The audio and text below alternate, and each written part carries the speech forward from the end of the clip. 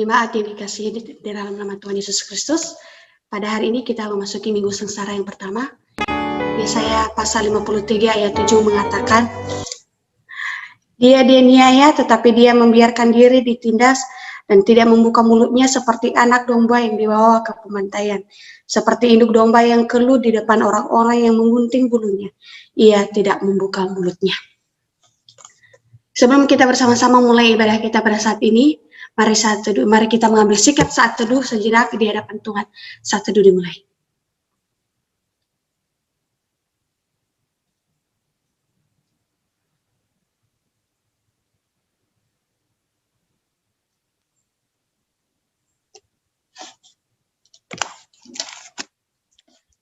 Nats pembimbing kita pada pagi hari ini 2 Korintus pasal 5 ayat 7.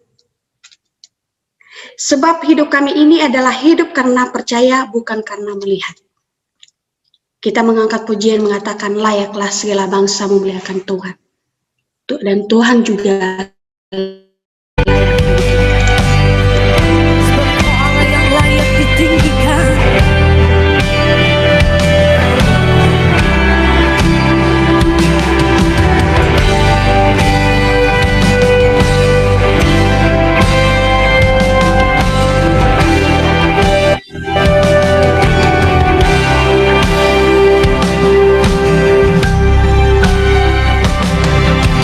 Besar dan ajaib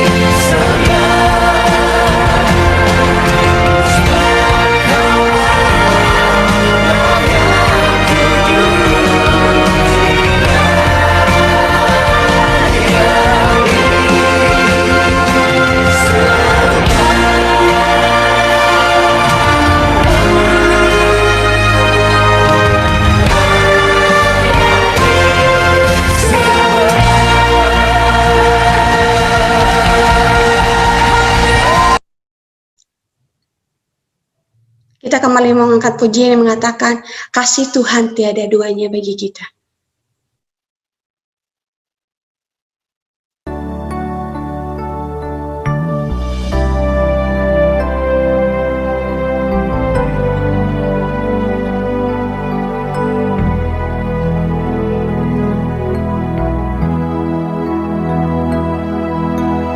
Belum pernah ada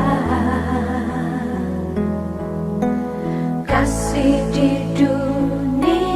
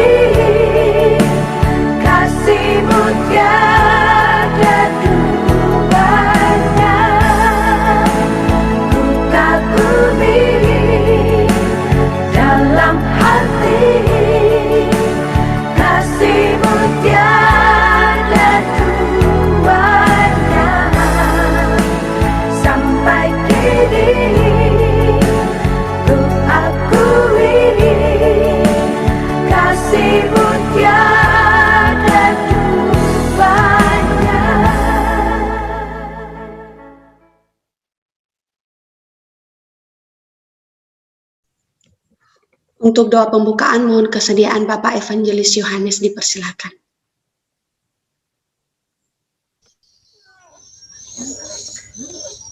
Mari kita bersama-sama bersatu di dalam doa. Terpujilah nama-Mu ya Tuhan, Allah yang kami kenal di dalam nama anak-Mu Yesus Kristus. Sungguh kami bersyukur oleh karena kemurahan Tuhan di tengah-tengah kehidupan kami. Hari demi hari Tuhan izinkan kami dapat lalui, dan banyak hal yang boleh Tuhan perkenankan untuk kami rasakan, kami lihat dan kami nikmati. Biarlah rasa ucapan syukur dari hati yang terdalam terus menerus selalu kami ungkapkan di dalam hidup kami ya Tuhan. Bahkan di dalam hidup kami pun terus diberikan kerinduan oleh Tuhan, sehingga kami senantiasa mau rindu mencari dan mengenal Tuhan di dalam hidup kami. Di dalam rasa syukur kami juga ya Tuhan, saat ini kami bersama-sama datang ke hadapan-Mu, bersama-sama rindu ingin mendengarkan firman-Mu.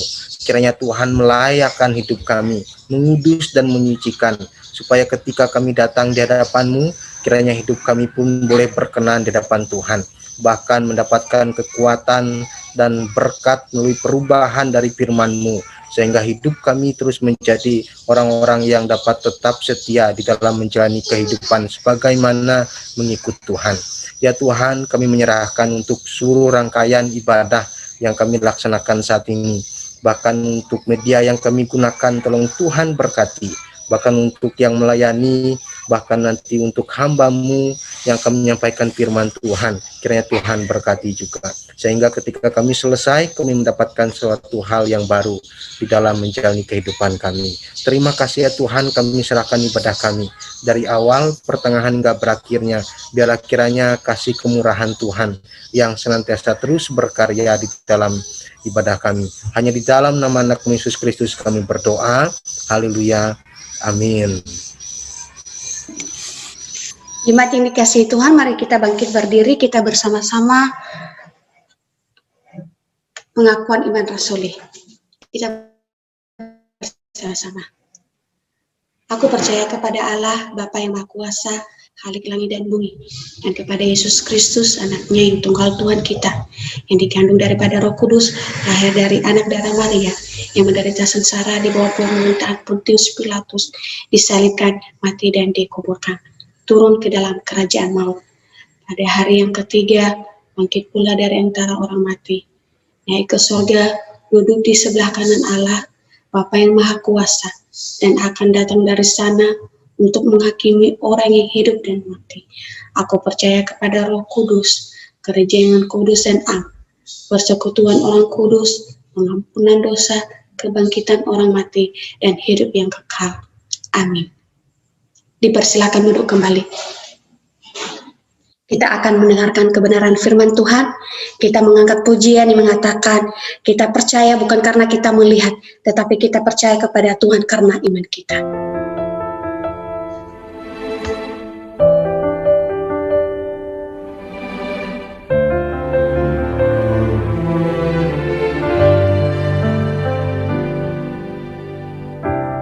Kekuatan di hidupku, ku dapat di dalam-Mu.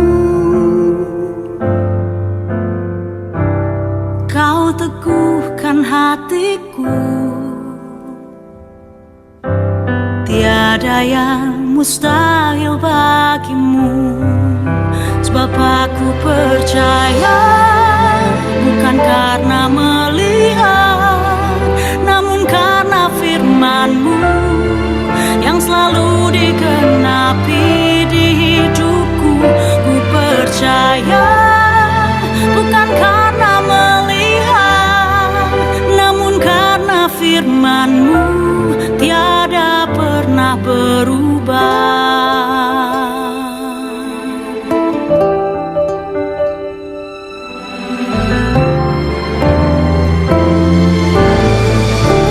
Kekuatan di hidupku, ku dapat di dalam-Mu.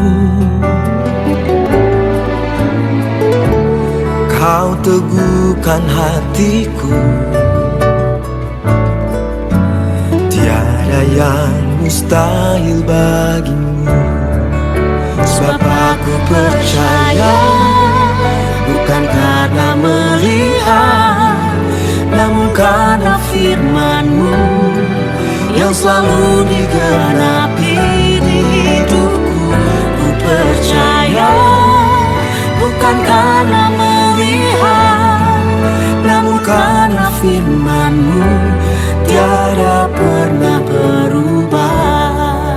Sebab aku percaya, bukan karena melihat, namun karena firman-Mu yang selalu digenapi di hidupku. Ku percaya, bukan karena melihat, namun karena firman-Mu tiada pernah berubah.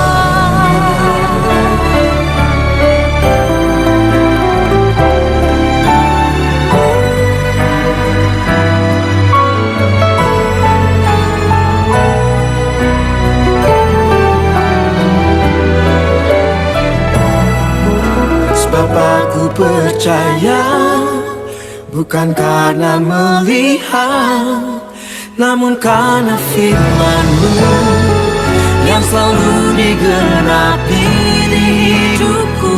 Ku percaya, bukan karena melihat, namun karena firman-Mu tiada pernah berubah. Namun karena firman-Mu tiada pernah berubah.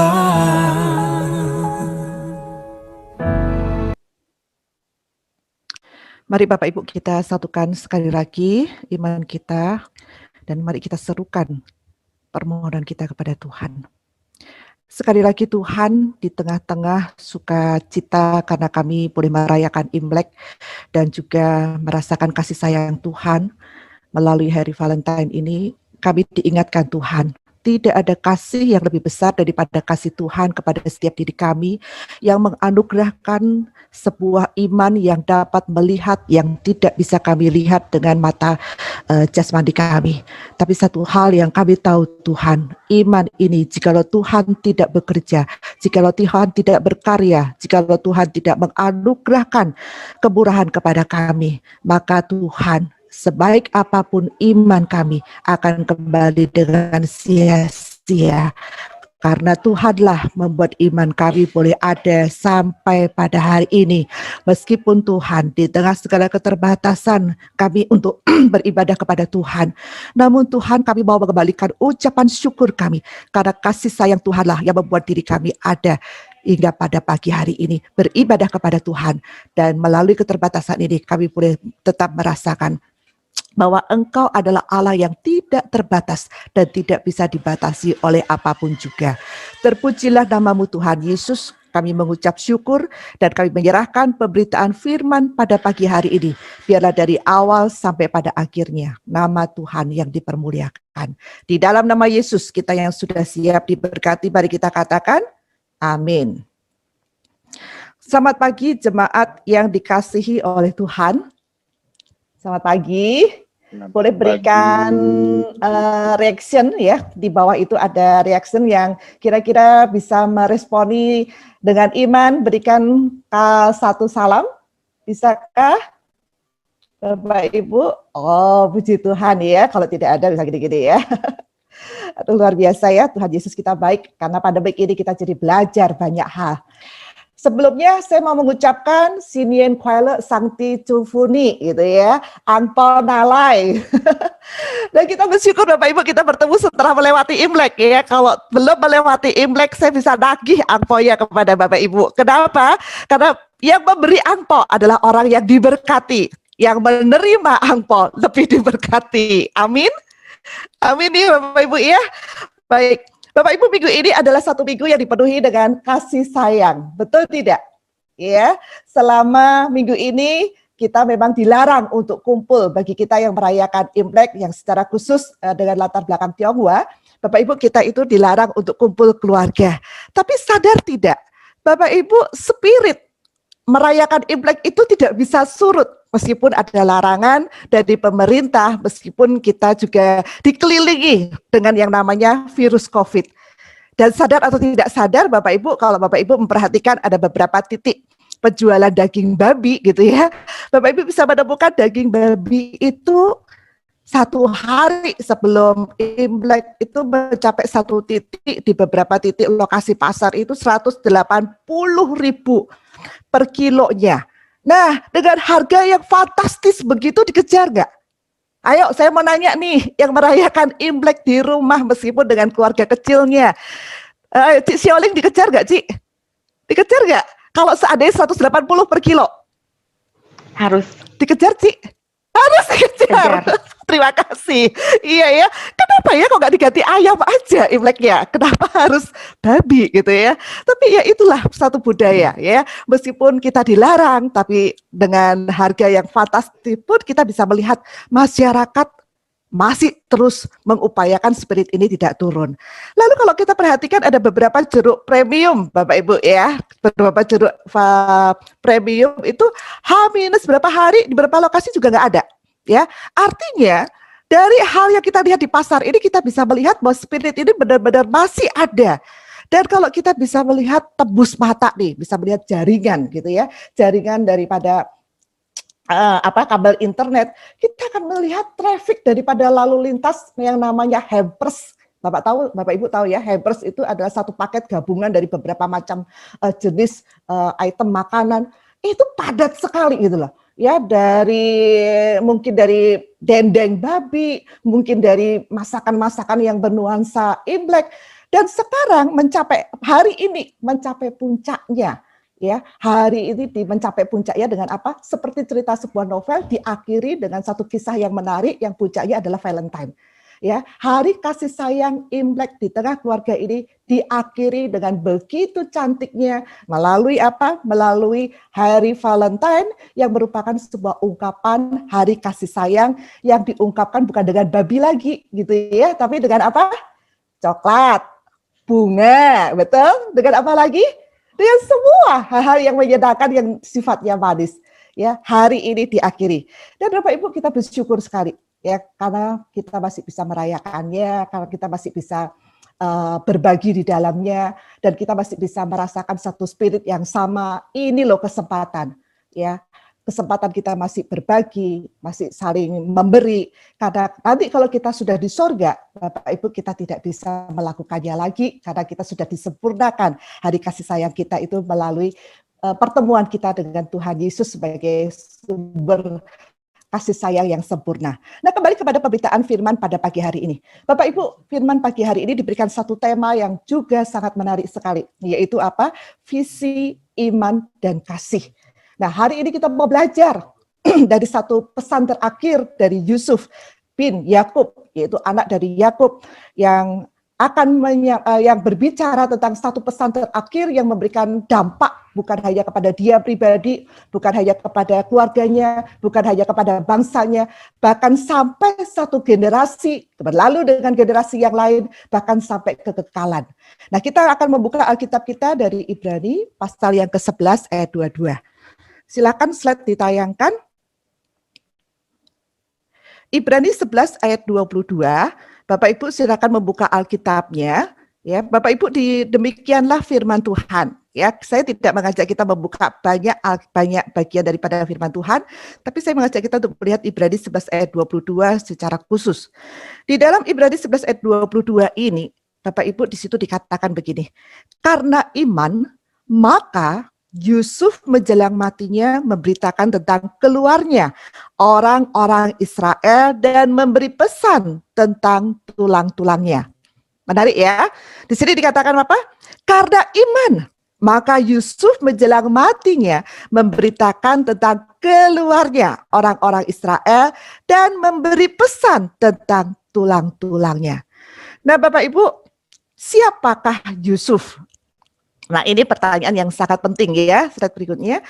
Bapak Ibu, Yusuf itu adalah seorang pemimpin yang dikenal karena kemampuannya bermimpi. Ya. Yusuf adalah seorang pemimpin yang dikenal karena kemampuannya bermimpi.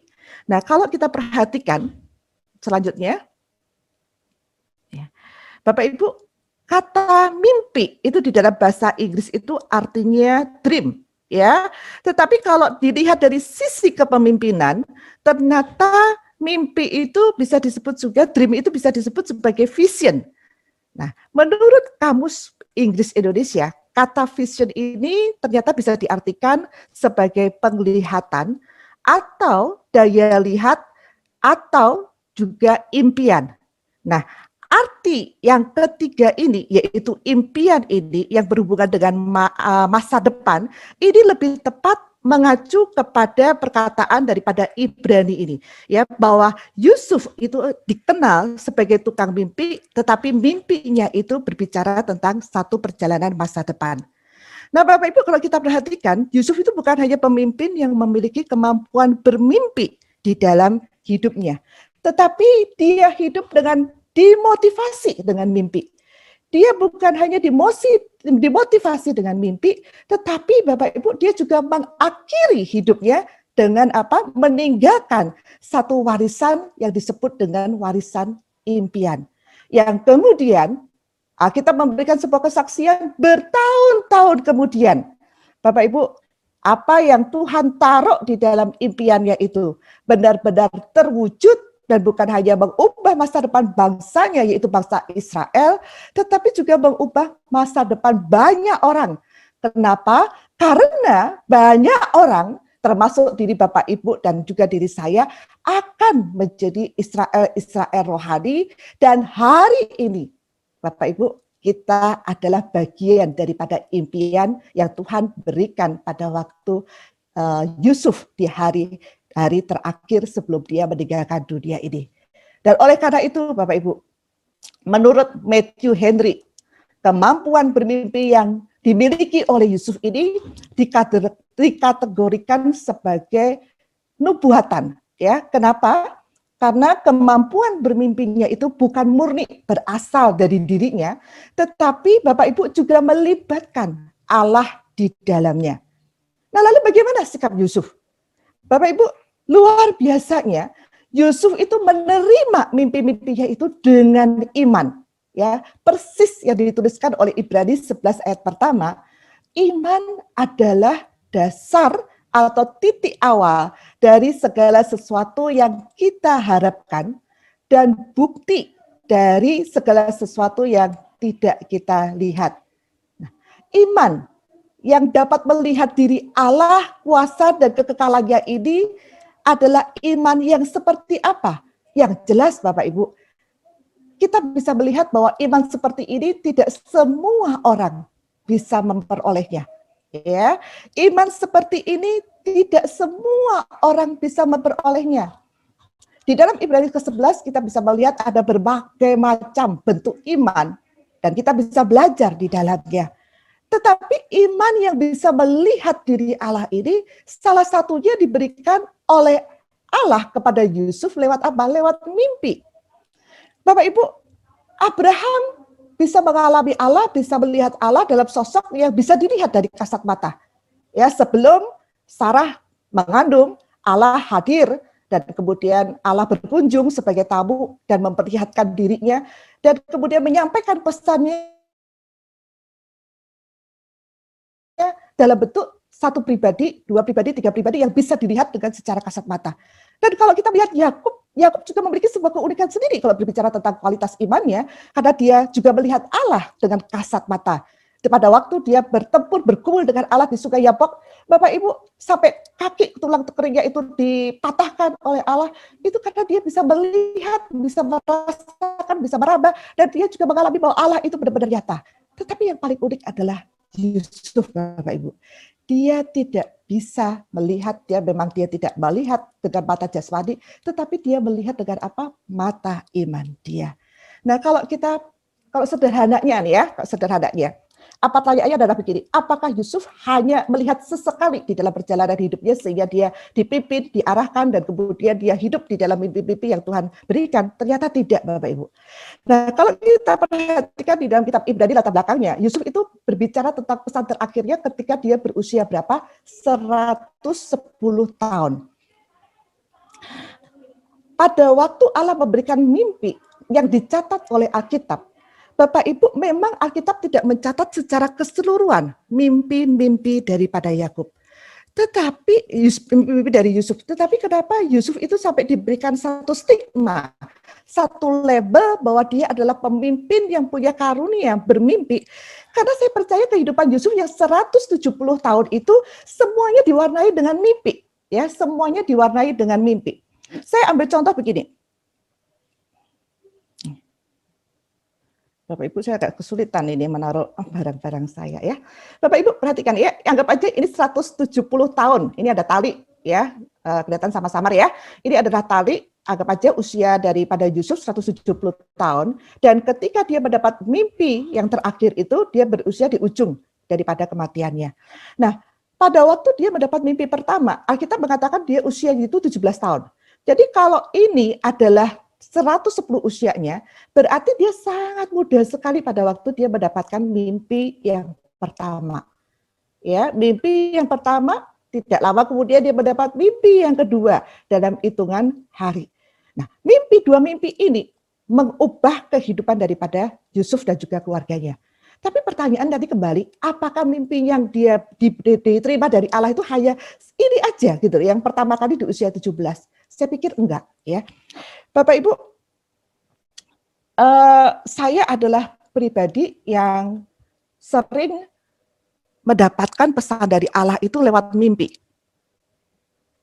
Nah, tapi saya tidak berani mengklaim bahwa saya seperti Yusuf sebagai seorang pemimpin yang memiliki satu kelebihan memimpin untuk Allah lewat mimpi. Saya nggak berani, gitu ya.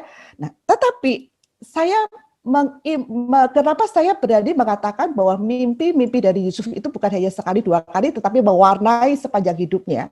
Saya mengalami itu dari pengalaman saya. Nanti saya jelaskan lebih detail lagi ya. Nah, Bapak Ibu, pada waktu saya kecil usia 7 tahun. Kalau Yusuf 17 tahun dapat mimpi besar dari Allah dan dicatat dalam Alkitab.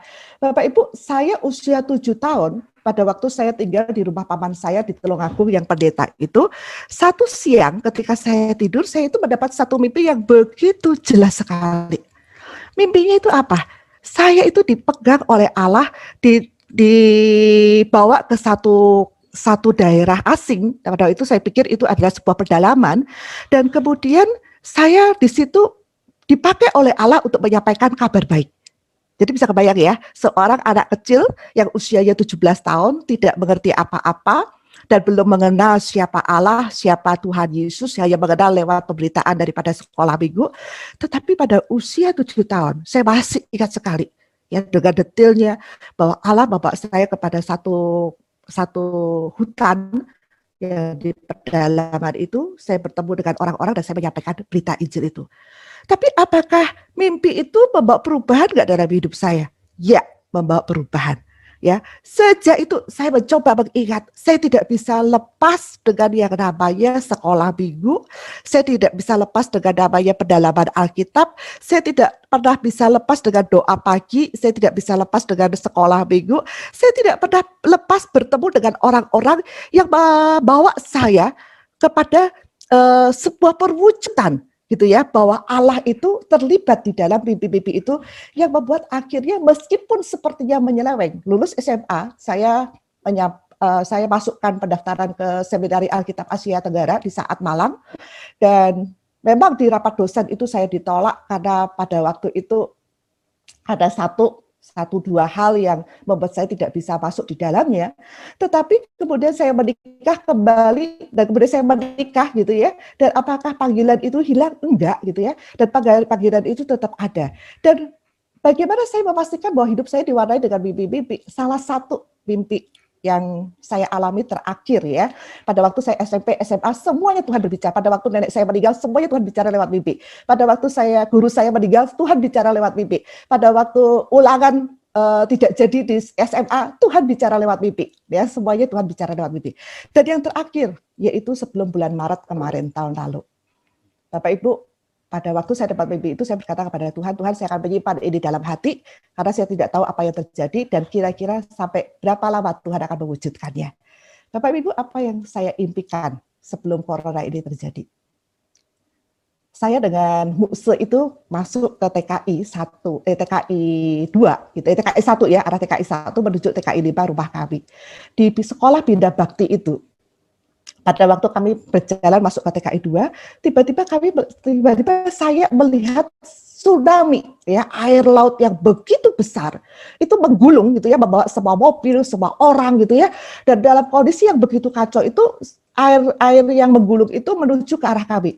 Dan hari itu Bapak Ibu, di dalam mimpi itu saya tiba-tiba bisa berjalan ke pinggir ke tukang buah yang di dekat ruko-ruko yang ada di Bina Bakti deretan itu, dan saya berdiri di di pagarnya, dan saya dengan suami itu bisa selamat dan bisa melewati gulungan itu. Dan memang tidak endingnya apakah kami sampai di rumah kami atau sampai di rumah Bapak di surga, saya tidak tahu, tapi saya merasakan bahwa saya selamat.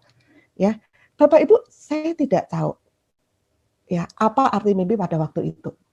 Tapi tidak berapa lama kemudian kita terhantam dengan badai COVID, yaitu badai corona. Sampai kapan? Saya juga tidak tahu ya. Tapi saya berani memastikan kehidupan Yusuf pun bukan hanya ada di poin ketika dia bermimpi. Yang pertama, 11 berkas gandum itu sujud menyembah dia, dan kemudian mimpi kedua, matahari, bulan, dan 11 bintang, yaitu yang berbicara tentang orang tuanya juga akan sujud menyembah dia, bukan. Tetapi Bapak Ibu, semua kehidupannya, bahkan sampai hari terakhir dalam hidupnya itu, dia mengalami Allah, dia bisa melihat rencana Allah, itu semuanya lewat mimpi-mimpinya. Dan kita juga melihat Alkitab memberikan sebuah kesaksian, semua apa yang dikatakan Allah lewat mimpi itu diwujudkan dan digenapi. Dan satu hari dengan kuasa Allah, Daud juga melihat orang tuanya, saudaranya, sujud menyembah dia, sama persis yang dia katakan bertahun-tahun yang lalu. Dan itu semuanya digenapi. Jadi Bapak Ibu, impian yang berasal dari Allah itu selalu melibatkan Allah di dalamnya. Bukan bunga mimpi, tetapi berbicara tentang satu pesan Allah. Nah pertanyaannya, bagaimana sikap Yakub, Bapak Ibu? Sikap Yusuf bagaimana? Sikap Yusuf adalah dia menerima mimpi-mimpi itu dengan apa? Dengan iman. Nah pertanyaannya buat diri kita, Bapak Ibu, iman seperti apa yang bisa melibatkan diri Yusuf, melibatkan diri keluarganya, bisa melibatkan diri keluarga besarnya, bisa melibatkan diri bangsanya, bahkan bisa melibatkan diri kita sampai hari ini, yaitu iman yang bisa melihat pekerjaan Allah, kuasa Allah, kekekalan Allah di dalamnya. Lalu dampaknya apa buat diri kita pagi hari ini? Sebenarnya ini mau berbicara apa kepada diri kita? Bapak Ibu, Efesus 2 ayat yang ke-11 sampai ke-12. Di situ dikatakan dengan begitu jelas ya. Di situ dikatakan dengan demikian. Ya, kalau Bapak Ibu lihat di slide gitu ya, Bapak Ibu bisa melihat Efesus 2 ayat 11 dan 12. Di situ Allah sudah berbicara jauh sebelumnya kepada diri kita, dan di situ ditegaskan sekali lagi apa yang dikatakan oleh Yusuf itu akan terjadi dan kita terlibat di dalamnya. Apa dampak atau implementasinya gitu ya, impian-impian yang berbicara tentang perjalanan Yakub yang diwarnai dengan impian yang diterima dengan iman itu dengan diri kita. Bapak Ibu, kalau kita perhatikan Efesus 2 ayat 11-12 ini, sebenarnya Yakub itu ingin menegaskan kepada umat Israel pada zaman itu, pada para pemimpin, pada generasinya itu, ya, bahwa pada waktu Allah meminta mereka kelak harus keluar dari Mesir, maka mereka harus menerimanya dengan iman. Dan Yusuf sudah menegaskan bahwa satu hari, entah kapan, mereka harus segera keluar dari Mesir. Ya, kenapa? Karena Yusuf mau menegaskan bahwa mereka adalah pribadi yang identitasnya bukan menjadi warga negara Mesir lagi, tetapi mereka adalah pribadi-pribadi yang sudah diubahkan identitasnya. Sama seperti kita, Bapak Ibu. Hari ini kita menjadi seorang Kristiani. Karena identitas kita terima melalui apa? Melalui Efesus 2 ayat 11, 12 sampai 13 ini. Kita mendapatkan identitas baru kita sebagai orang yang memiliki iman dengan kualitas yang bisa melihat Allah di dalam keseharian kita, karena ada Kristus di antara kita dengan diri Allah. Dan ini seperti satu kartu identitas yang tidak boleh berubah, tidak boleh ditukar, tidak boleh dibuang, apalagi gitu ya, dengan apapun juga yang ada di tengah-tengah dunia ini, termasuk apa? Kekhawatiran kita. Bapak Ibu, apa yang membuktikan Bapak Ibu, saudara, bahwa saudara adalah bagian daripada warga negara Indonesia ini? Apa yang membuktikan bahwa saya yang memiliki latar belakang Tionghoa juga bagian daripada warga negara Indonesia ini? Apa yang membuat diri kita sama? Bapak Ibu, yang membuat diri kita sama, kita punya KTP, satu kartu identitas yang membuktikan bahwa kita adalah warga yang sama di bawah naungan satu bangsa, yaitu bangsa Indonesia. Di dalam KTP kita ada ID-nya, ada nomor identitas yang membedakan kita satu dengan yang lain. Tetapi kita sama, punya hak, punya kewajiban yang sama. Bapak Ibu, apa yang membuat saya dilegalkan, dalam arti diberikan satu izin untuk bisa mengendarai mobil atau mengendarai motor? Karena saya punya kartu identitas yang disebut dengan apa? SIM. Ya, Bapak Ibu juga punya yang bisa mengendarai motor dan ataupun kendaraan mobil. Tapi yang membedakan kita apa? Nomor ID-nya, gitu. Nah, Bapak Ibu, setiap diri kita punya nomor ID yang sama, itu luar biasanya. Nomor ID kita apa? Nomor ID kita adalah ini. Efesus 2, 11, 12, 13. IF 2, 11, 12, 13. Bapak Ibu, nomor identitas ini tidak boleh kita tinggalkan, tidak boleh kita buang, tidak boleh kita tukar dengan apapun, karena tidak bisa ditukar dengan apapun. Kenapa? Karena di dalamnya ada anugerah keterlibatan Allah yang membuat diri kita bukan hanya di dunia ini menjadi satu pribadi yang dijamin oleh Allah, bisa melewati sebuah hak dan tanggung jawab itu. Bahkan di dalam kekalan, kita juga bisa melewati semuanya ini. Nah, lalu pertanyaan yang paling penting, Bapak Ibu, ya, adalah sebuah pertanyaan yang begini. Apa bedanya iman melihat Allah dengan pikiran positif? Benar nggak kepikir itu? Apa yang membedakan antara iman yang bisa melihat karya Allah dengan pikiran yang positif? Ya, Bapak Ibu, saya sudah menuliskan di slide dulu ya, slide-nya belum bisa ditayangkan. Bapak Ibu, kalau pikiran positif itu begini, kalau ditanya nih, gitu ya, ini ya, saya ditanya, gimana posisi kamu hari ini? Apakah baik-baik saja? Tidak. Dan nanti ke depannya gimana? Oh, saya baik-baik aja kok. Lalu ke depannya gimana? Bukankah pandemik membuat semuanya itu berantakan? Bapak Ibu, kalau iman kita dibangun dengan pikiran positif, kita bisa mengatakan, oh enggak, semuanya pasti baik-baik saja. Ya. Tapi kalau iman kita dibangun, dibungkus dengan yang namanya sebuah fakta, sebuah realitas, sebuah kebenaran yang kita di dalamnya ada keterlibatan Allah di dalamnya, maka Bapak Ibu, ketika orang bertanya seperti itu, kita tidak akan mengatakan bahwa semuanya baik-baik saja. Tetapi semua baik-baik saja itu kita sudah bungkus dengan satu fakta realita bahwa Allah itu benar-benar ada. Nah, fakta itu apa? Iman seperti yang bagaimana?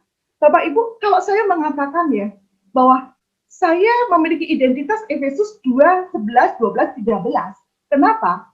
Karena 2000 tahun yang lalu pada waktu Yesus mati menanggung dosa saya, maka Bapak Ibu, dia bukan hanya membayar lunas dosa saya, tetapi konsekuensi daripada dosa itu yang menimbulkan kekhawatiran, kecemasan, ketidakberhargaan, merasa ditinggalkan, merasa tidak berarti, semuanya itu sudah ditanggung oleh Yesus di atas kayu salib.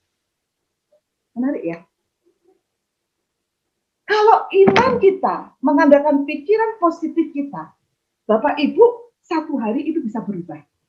Tapi kalau iman kita itu mengandalkan satu fakta, satu realita yang kita sudah terima, gitu ya, dengan anugerah Allah, maka Bapak itu tidak akan digoyahkan.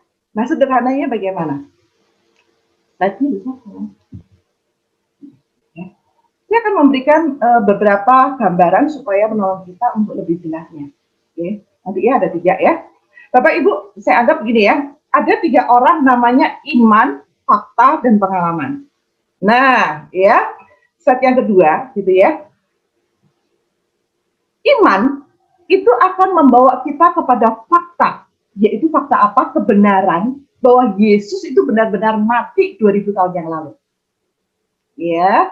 Nah, kemudian kalau iman kita itu fokus kepada fakta kebenaran itu, maka pengalaman kita itu akan dihisap oleh iman, dan pengalaman itu akan mengarah kepada fakta kebenaran bahwa apa yang dilakukan oleh Yesus itulah yang memberikan jaminan dengan pengalaman kita. Nangkap ya? Jadi pada waktu saya mengatakan begini, pada waktu saya mendapat mimpi, ada tsunami menerjang dan kemudian saya dengan Muslim itu bisa terselamatkan. Bapak Ibu, bagi saya pada waktu itu ada kemungkinan itu seperti bunga mimpi. Tapi Bapak Ibu, saya percaya bahwa Allah berbicara sesuatu kepada saya, meskipun saya tidak bisa menerjemahkan dengan begitu detailnya, sama seperti Yusuf, tapi pengalaman itu bagi saya, Bapak Ibu, bukan pengalaman bunga mimpi yang hari itu mimpi kemudian hilang. Enggak. Hari ini kami berjalan, saya percaya Bapak Ibu, ya, bahwa musibah pandemik daripada COVID ini benar-benar merusak, menghantam, mengacaukan bukan hanya tatanan daripada pemerintahan kita, gereja kita, tetapi juga keluarga kita. Sekarang bayangkan Bapak Ibu, apa bedanya dengan pikiran positif? Kalau pikiran positif, Bapak Ibu, saya mengalami pandemik, saya bisa mengatakan dengan pikiran saya yang positif, saya mengatakan apa? Oh, enggak apa-apa. Ya, pasti nanti ada obatnya. Ya, kalau saya jaga diri saya baik-baik, pasti semuanya aman. Saya bukan berarti mengatakan bahwa ketika saya mengimani itu saya bisa sembarangan hidup, enggak. Tapi Bapak Ibu, kalau saya punya pikiran yang positif, gitu ya, pikiran saya yang positif, saya bisa mengatakan bahwa iman saya dibangun. Kenapa? Berdasarkan apa? Ini nih, pikiran saya yang positif. Kalau satu hari ternyata saya tidak bisa diselamatkan, keluarga saya berantakan, Bapak Ibu, apakah saya masih bisa menjadi seorang Kristen yang taat kepada Tuhan? Belum tentu. Kenapa? Karena iman dan fakta saya itu saya tarik berdasarkan apa? Dengan apa? Pikiran saya yang terbatas ini. Bapak Ibu sudah mulai nangkap ya? Jadi iman dari Yusuf itu adalah satu iman yang ditujukan kepada apa? Kepada diri Allah yang sudah berbicara di sepanjang hidupnya. Dan semua pengalaman itu dia imani, semuanya diarahkan kepada diri Allah. Ya makanya itu gak heran Bapak Ibu. Di dalam perjalanan Yusuf, dia tidak ke kiri, dia tidak ke kanan. Semuanya hanya berbicara tentang Allah, kepentingan Allah, dan semuanya untuk Allah. Bahkan di detik terakhir sekalipun, ketika dia menghadapi satu kesulitan yang lebih besar lagi, sebelum dia memberikan pengampunan kepada saudaranya. Bapak Ibu, lebih mudah mana Yusuf berbicara kepada orang Israel pada waktu itu? Lebih mudah mana dia bicara? Sudah, tinggal saja di Mesir, saya masih punya jabatan yang paling tinggi, gitu kan? Ada janji daripada Firaun, kamu pasti tidak akan kelaparan, kamu tidak akan miskin. Atau lebih mudah mana? Keluar dari Mesir, begitu ya? Keluar dari Mesir, masuk ke dalam tanah perjanjian, karena janji Allah yang diberikan oleh nenek moyang, yang diberikan kepada nenek moyang kita, yaitu Abraham, Ishak, Yakub, itu masih berlaku. Lebih mudah mana? Berkata kepada orang yang di depannya, kamu tinggal atau kamu pergi? Lebih mudah ngomong yang tinggal daripada pergi. Tapi Bapak Ibu, Yusuf tidak berhenti di situ loh. Dia membuktikan bahwa perkataan Allah yang ia yakini, pesan Allah yang ia yakini itu ya dan benar. Dengan cara apa? Dia berkata, tulang-tulangnya, andai dia harus mati sekalipun hari ini, tulang-tulang itu tidak boleh dikubur di Mesir, meskipun dia akan mendapatkan penghormatan tertinggi. Yusuf meminta itu supaya dibawa keluar dari Mesir, dibawa ke Kanaan, ke tanah perjanjian itu, dan dikuburkan di sana.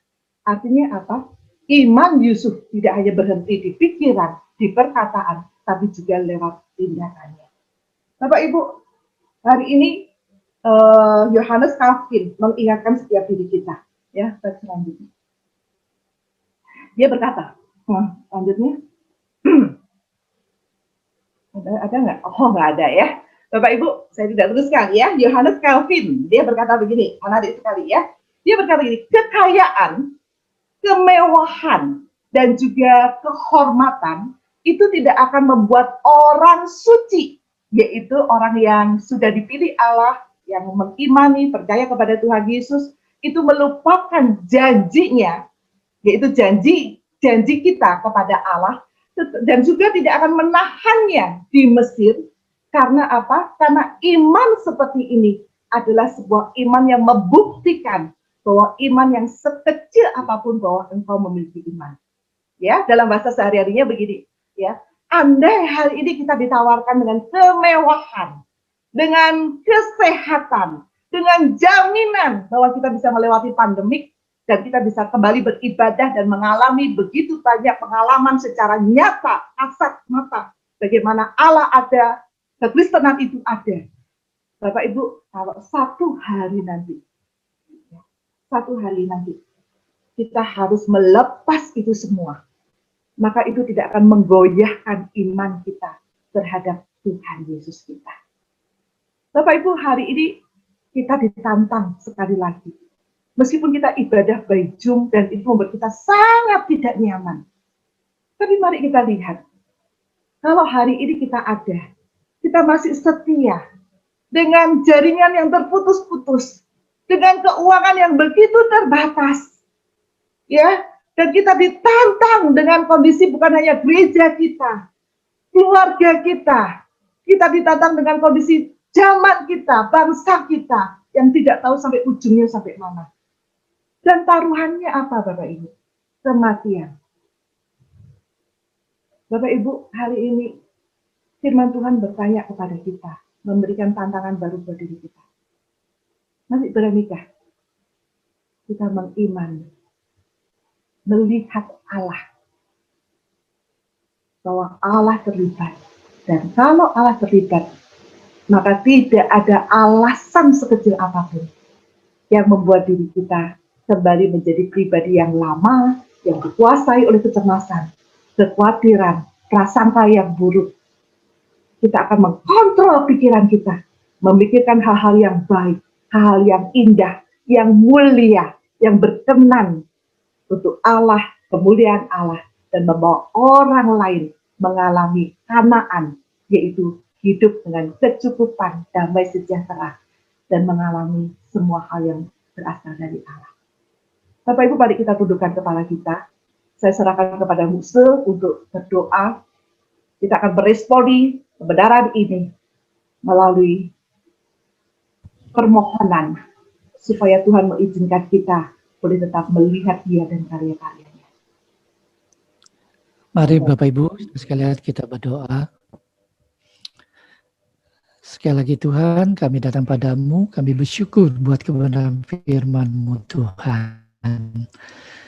Biarlah Allah Roh Kudus terus berkata-kata kepada kami, meneguhkan, menuntun, membuat kami menjadi pribadi-pribadi yang memiliki iman yang teguh, memahami apa yang Tuhan sudah rencanakan bagi setiap kami, yaitu hidup kami hanya bagi kemuliaan nama Tuhan, dan perjalanan hidup kami hanya berbicara bukan tentang diri kami, tetapi tentang Tuhan. Berkati Tuhan setiap kami, dan juga Tuhan yang akan tolong setiap pergumulan kami. Terima kasih sekali lagi Tuhan bagi kebenaran firman-Mu, berkati hamba-Mu yang sudah menyampaikan kebenaran firman-Mu, biar Tuhan terus memberkati dia, memakai kehidupannya untuk terus boleh menjadi alat bagi kemuliaan nama Tuhan, dan bagi setiap kami jemaat-Mu.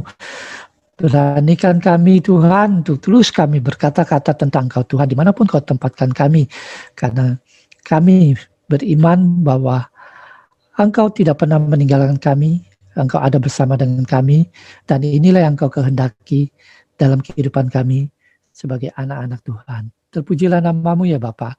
Kami menyerahkan setiap diri kami ke dalam tangan kasih-Mu. Demi nama Yesus kami berdoa dan bersyukur. Amin. Baik Bapak Ibu saudara sekalian, suara saya kedengaran ya?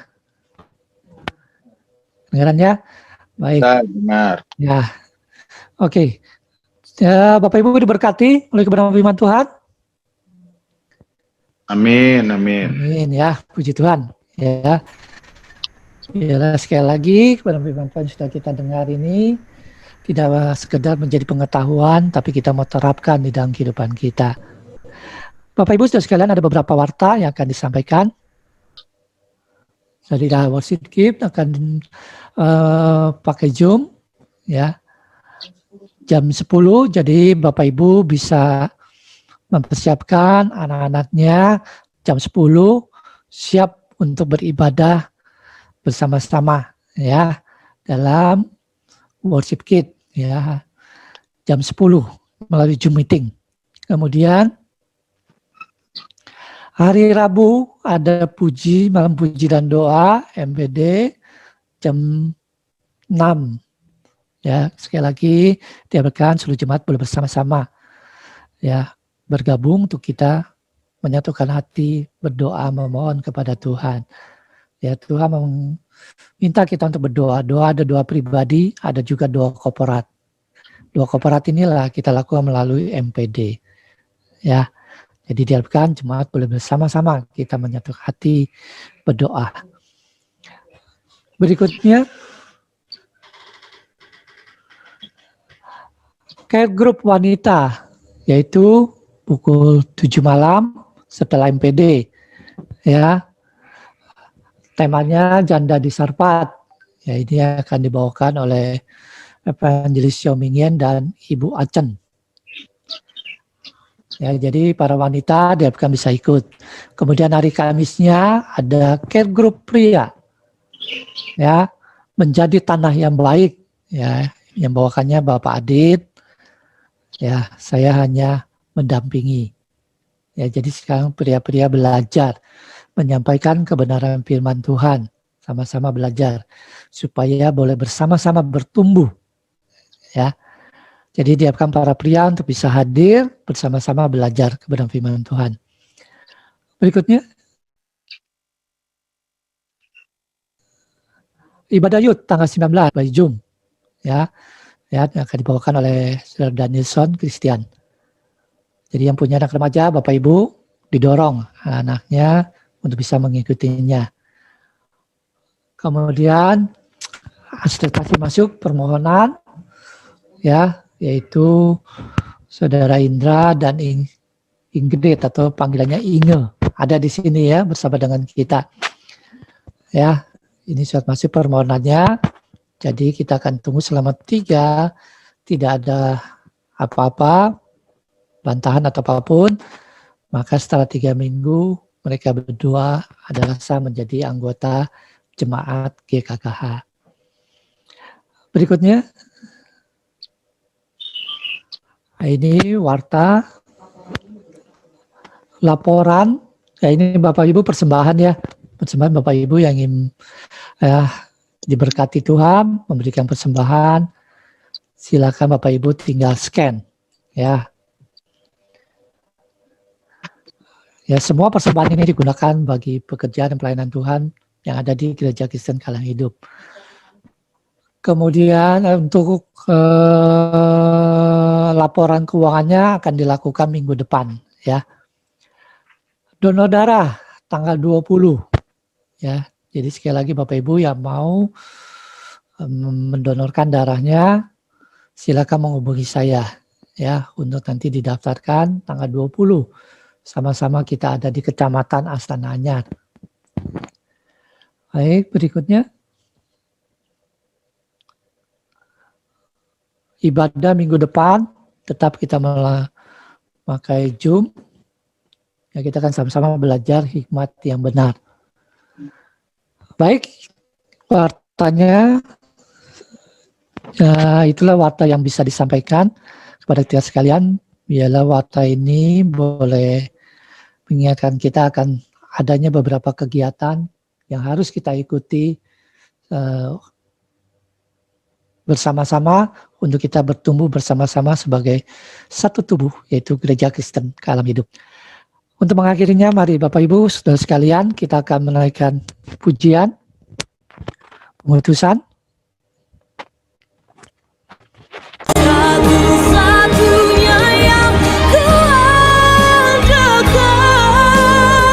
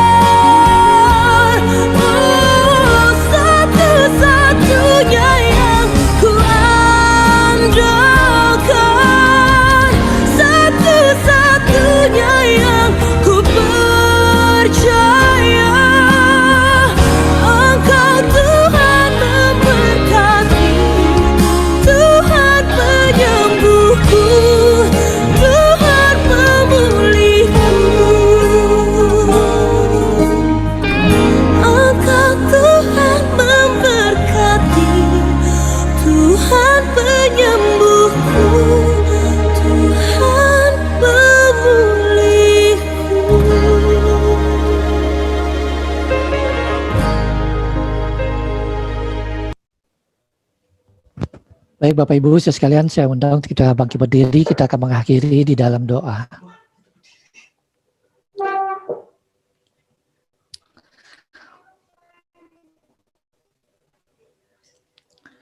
Di akhir daripada ibadah ini kembali kami datang padamu Tuhan, kami bersyukur karena Engkau sudah memimpin seluruh rangkaian ibadah kami. Dan sebagaimana lagu pujian pengutusan yang kami naikkan bahwa Engkaulah satu-satunya yang menjadi Tuhan dan Juru Selamat kami secara pribadi. Dan itu mau terapkan dalam kehidupan kami, dan kami mau berjalan bersama dengan Tuhan, dan kami mau tetap memiliki iman yang semakin bertumbuh di dalam pengenalan kami kepadamu Tuhan. Berkati setiap kami, dan kami juga berdoa buat setiap jemaatmu Tuhan yang tidak bisa hadir. Engkau yang menilik mereka satu persatu. Apapun pergumulan mereka, baik kelemahan tubuh, sakit penyakit, atau pergumulan masalah ekonomi, hubungan di tengah-tengah keluarga, Tuhan, mari Engkau lawat mereka satu persatu. Tuhan jamah, Tuhan berikan kesembuhan, Tuhan berikan pemulihan, Tuhan berkati mereka, Tuhan cukupkan mereka Tuhan, sehingga di minggu yang akan datang, bahkan di kegiatan-kegiatan dilakukan selama 1 minggu ke depan di Gereja Kristen Hidup, mereka boleh hadir bersama-sama, mereka boleh menyaksikan bahwa Tuhan yang mereka sembah adalah benar, Tuhan yang hidup, Tuhan yang berkuasa. Terima kasih Tuhan buat kasih anugerah-Mu, buat semua kemurahan-Mu. Jemaat yang dikasihi Tuhan, arahkanlah hatimu dan terimalah berkat daripada Tuhan. Damai sejahtera daripada Allah Bapa, cinta kasih daripada Tuhan Yesus Kristus, dan persekutuan Roh Kudus yang akan menyertai engkau mulai hari ini sampai selama-lamanya. Amin. Silakan duduk Bapak Ibu saudara sekalian. Saya akan mengambil saat teduh.